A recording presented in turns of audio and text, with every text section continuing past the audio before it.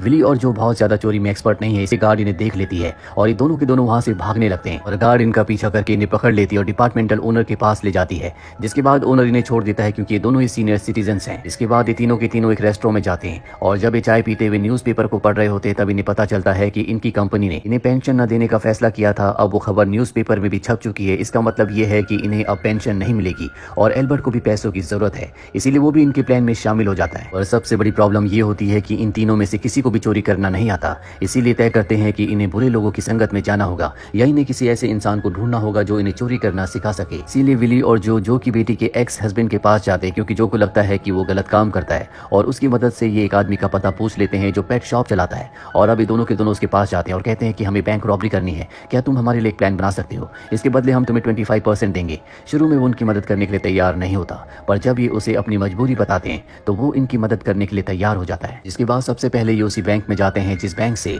जो को नोटिस आया था, जिस बैंक में इस कहानी की शुरुआत में रॉबरी हुई थी, और चारों तरफ ये फोटो खींचना शुरू कर देते हैं। साथ ही फिजिकल फिटनेस और शूटिंग की भी प्रैक्टिस करते हैं। इन्हें 20 दिनों के अंदर चोरी करनी होगी क्योंकि 30 दिनों के बाद जो को उसके घर से निकाल दिया जाएगा। ये तीनों के तीनों एक कार्निवल, एक चैरिटी में भी हिस्सा लेते हैं जिनका कुछ दिनों के बाद एक बहुत बड़ा कार्निवल होने वाला है और ये उसी दिन चोरी करेंगे ताकि अगर इनके ऊपर कोई शक करे तो इनके पास पुख्ता सबूत होगा कि जिस दिन बैंक में रॉबरी हुई थी उस दिन ये कार्निवल में वॉलंटियर थे। और जल्दी वो दिन आ जाता है जिस दिन कार्निवल होता है। आज के दिन इन्हें बैंक में रॉबरी करनी है। ये तीनों के तीनों कार्निवल में काम कर रहे होते हैं, पर किसी तरह से बड़ी चालाकी से बिना किसी को पता लगे ये तीनों के तीनों अपना भेष बदल कर छुपकर वहां से निकल जाते हैं। सबसे पहले कार्निवल से कार चोरी करते हैं, जिसके बाद उस कार से बैंक में जाते हैं। इनके पास गन्स तो होती है लेकिन इन्होंने इन गन्स में बुलेट नहीं डाली होती क्योंकि ये नहीं चाहते कि गलती से भी इनसे किसी की जान जाए। और अब बैंक में आने के बाद सबको एक गन पॉइंट पर ले लेते हैं। यहाँ भी हाल ही में एक चोरी हुई है, इसीलिए सब अपनी पोजीशन में लेट जाते हैं। जिसके बाद ये कैश काउंटर पर जाकर कैशियर को कैश बैग में रखने के लिए कहते हैं और साथ ही विली को दिखाया जाता है जो सब पर नजर रख रहा होता है, लेकिन उसका मास्क बहुत ज्यादा हैवी है, उसकी तबीयत भी खराब रहती है, इसीलिए वहीं पर गिर जाता है जहाँ पर एक लड़की अपनी बेटी के साथ होती है। वो बच्ची विली से कहती है कि तुम मेरी डॉल ले लो। विली कहता है कि नहीं, मैं तुम्हारी डॉल नहीं लूंगा, मेरी ग्रैंड डॉटर भी तुम्हारी उम्र की है। और तभी वो बच्ची उसका मास्क हटाने लगती है,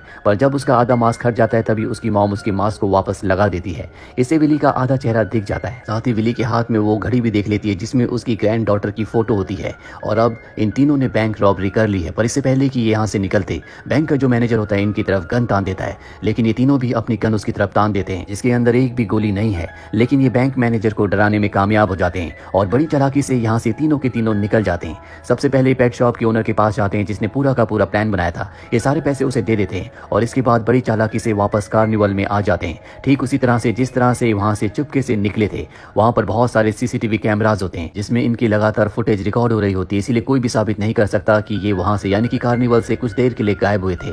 सबको ऐसे ही लगेगा कि ये पूरे वक्त कार्निवल में थे और इसी तरह से ये इस जगह से निकले भी थे। वहीं दूसरी तरफ बैंक में दिखाया जाता है जहां पर FBI पहुंच चुकी है। वो वहां की रिकॉर्डेड वीडियो फुटेज को देख रही होती है। वो उस क्लिप को भी देखती है जिसमें बच्ची ने विली के मास्क को हटाया था और अब FBI को पता चल चुका है कि ये तीनों के तीनों रॉबर्स 60+ के लोग हैं क्योंकि उनकी चाल ढाल सब कुछ बहुत स्लो होता है। और अब इनके पास जितनी भी वीडियो फुटेज होती है ये उन सारी फुटेज को इंटरनेट पर पब्लिक कर देते हैं ताकि अगर कोई भी इनकी चाल ढाल से इन्हें पहचान सके तो वो FBI से कांटेक्ट करे और FBI इन्हें पकड़ ले।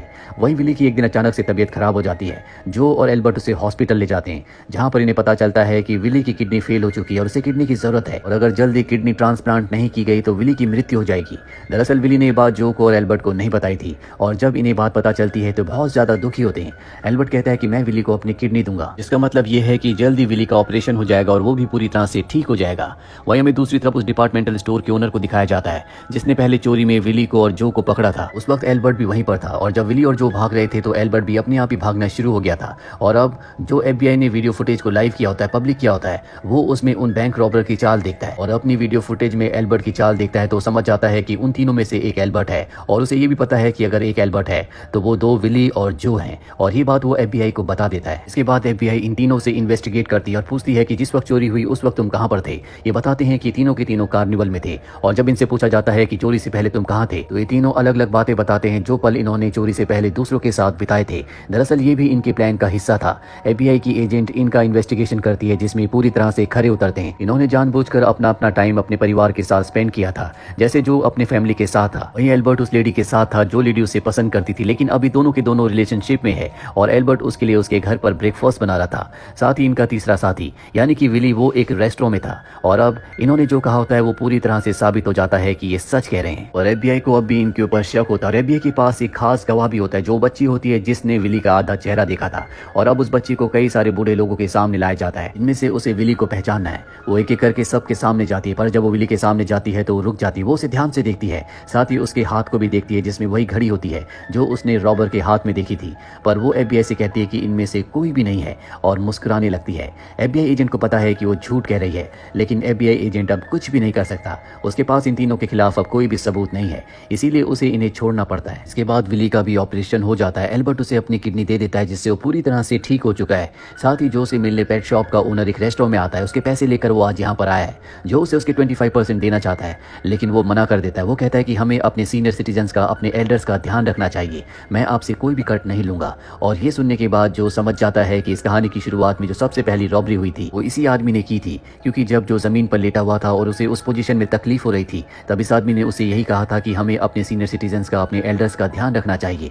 अब जो उसे कहता है कि मैं तुम्हें पहचान गया, लेकिन तुम्हारी नेक पर जो मंगोल वॉरियर का टैटू था वो कहाँ गया? वो बताता है कि वो मैंने जानबूझकर बनाया था, ताकि पूरी जिंदगी पुलिस, FBI उसी टैटू वाले इंसान को ढूंढती रहे और मुझ पर कोई भी शक ना करे। अब यहाँ पर FBI का एजेंट भी आ जाता है, जो का पीछा कर रहा होता है। वो देखता है कि यहाँ पर एक बॉक्स है, लेकिन पेट शॉप का ओनर इस बॉक्स में एक पपी को लेकर आया होता है। तो FBI एजेंट के हाथ में कार्ड भी लेता है। अब सब के सब यहाँ से चले जाते हैं और वेट्रेस यहाँ पर आती है। वेट्रेस को हमेशा ये बहुत कम पैसे दिया करते थे, लेकिन कभी कभी वो इन्हें फ्री में पाई भी दे दिया करती थी। राज जो ने उसके लिए, उसकी अच्छाई के लिए यहाँ पर टिप के तौर पर बहुत सारे पैसे छोड़े होते हैं। साथ ही जो और उसके दोनों साथी बहुत सारे पैसे ओल्ड एज होम को डोनेट कर देते हैं, जहाँ पर अक्सर वो आया करते हैं। और कहानी के अंत में दिखाया जाता है कि एल्बर्ट की उस लेडी से आज शादी हो रही है जिसके साथ वो रिलेशनशिप में था, और इस शादी में सब के सब बहुत एंजॉय करते हैं। और इसी के साथ ये फिल्म, ये कहानी यहीं पर खत्म।